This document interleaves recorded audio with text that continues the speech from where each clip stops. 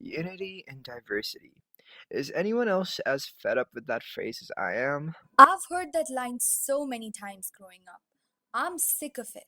I don't have a problem with it per se, but it's just too cliched and I can't really relate to it. Yes, but Nepal is a land of diversity.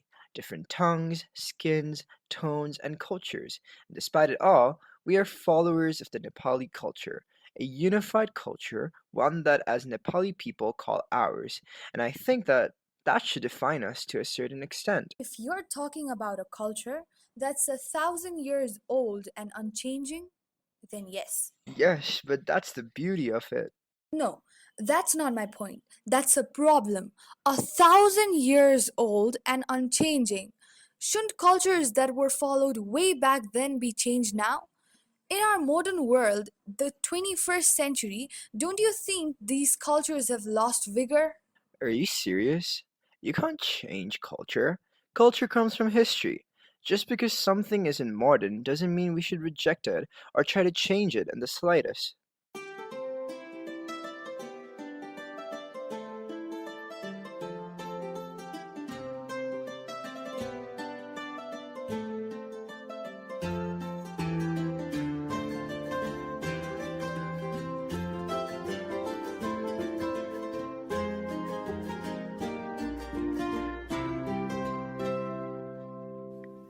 Good day, everyone, and welcome to another edition of our podcast. My name is Omrusha Podal, and I'll be your host for this segment. This edition is about embracing culture, how holding on to the original essence of our culture is a grave need of the hour, but how change is also equally dire. We, as the people of Nepal, have been accustomed to and have grown up in a melting bowl of cultures. But how many of us follow it out of obligation? How many of us know the intricacies of our history? Are we willing to learn, and are we willing to change? Today with me we have Abhigya Dahal, Ashim Shrestha, Losang Kapung, and Anmol Kimiri, and we are here to discuss these very questions. We hope this resonates with you as much as it does with us, and that you share our views.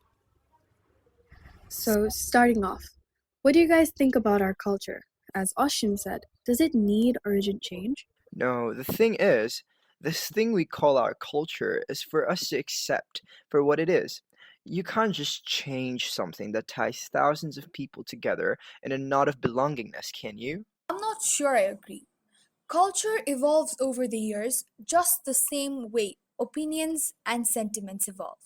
And we always need to adapt. So to say that we can do nothing to change, that doesn't really make sense. All right, let's take a more logical look at this. Isn't it just as simple as unity and diversity concept that we ranted on and on about in our essays in class 8? Culture is integrated into our lifestyles, but it's not the common once in a year festival that we celebrate. It's a way of living. So as Abhigya said, should we really be following a barely changed system that was made over 1,000 years ago? Barely changed? Can we even say that? Our culture has been forced to adapt to these changing times.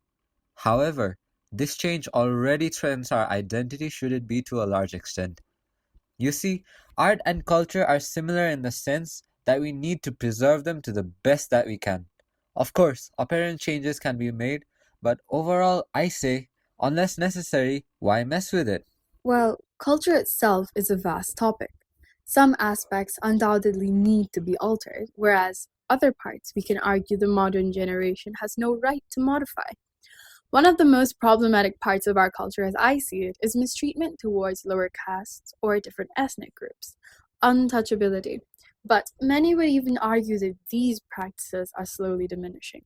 While we're on this topic, I remember hearing about North Korea having somewhat of a similar caste system to ours. Not identical, but many aspects of their match with the one prevalent here in Nepal. Sharing similarities in a system with a dictatorial nation is somewhat of a red flag and kind of a scary thought. Exactly. So I remember listening to a speech by a North Korean defector who was talking about the caste system in North Korea, how people go down in caste and how people are treated differently in society because of their caste, and how the system is beneficial to the dictatorship overall. But in a democratic nation, what is the reason for maintaining such a caste system?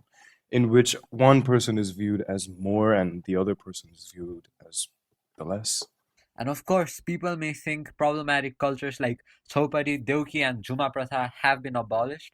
But if we are looking at more rural areas, which make up the majority of Nepal, these practices are still prevalent, and people still believe they are in the right for them. Despite Chhaupadi's criminalization by government of Nepal, 70 to 80% of women in rural western Nepal are forced to practice it. This news is just astonishing and sad to me. It is quite saddening to hear about stuff like that. However, let's look at the matter from the people's point of view. These people were taught from a very young age how said evil practices are actually very important. Imagine learning something your whole life, only for people to invalidate it in your final stages. I'm not trying to defend these people. Instead, I'm trying to voice out why these people are so unwilling to change. Right. I mean, doesn't everybody have an ego that tells them that they are the right ones? I think what the upcoming generation needs to be taught is that it's not necessary to be right all the time. Instead, you must be open to hear others' ideas and, if required, modify yours to keep yourself updated. That's fun, but isn't that one of the major issues of these festivals? Over drinking, animal sacrifices, and excessive gambling. We've adapted it as a normal part of festivals, but when you dig into it, it's not very socially healthy. Yes, animal sacrifices. I think we all know how inhumanly these poor creatures are treated during the festive season. Tied down in the sun for hours, beating them and transporting them from city to city, and most importantly, mass murdering them in the name of sacrifice to God. Let's be real here. If a God did exist, he'd be truly disappointed with our action. Let's nudge past that. The barbaric actions that are closely tied to religion are often sensitive to talk of. How about we talk of the ways of how festivals would not feel the way they are without the some traditions that we follow?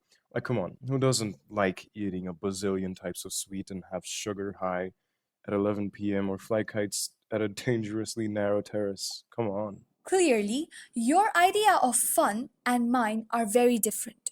The way I see it, these customs are nothing but ties to a past that has refused to change. They never change with time, and us being humans just embrace them with no second thought as to what these traditions may be doing to us on a societal level, or much worse on a personal level. You're right, but speaking about Dasai and other festivals, girls are not allowed to enter the kitchen or temples during their periods. This makes no sense at all. Our festivals also promote a whole lot of sexism in the household. These kinds of typical practices are a disgrace to the lively spirits of these festivals. These are all valid points, but we need to realize how these cultural events and traditions unknowingly lead to the nation of Nepal. They're our identity and represent an individual and their background. Most of us are attached to it, and we need to understand that it's not easy to give up on our culture. What we need to understand is that our ancestors followed certain cultures for their benefit in their period of time. But a culture can only sustain itself if it is modified according to the needs of the people. Be it embracing our old customs, or changing or even replacing them as per the need of the hour. What we must be accepting of is that we cannot hope to live without a culture. It is what shapes us, and it is what allows us to keep moving forward, what allows us to keep evolving. So, let this be a reminder that culture is a part of us, and while we must do what we can to embrace it, we must also not stop questioning it time and again. And with that, we reach the end of the podcast, and for now, it's a wrap. Thank you for listening, and goodbye.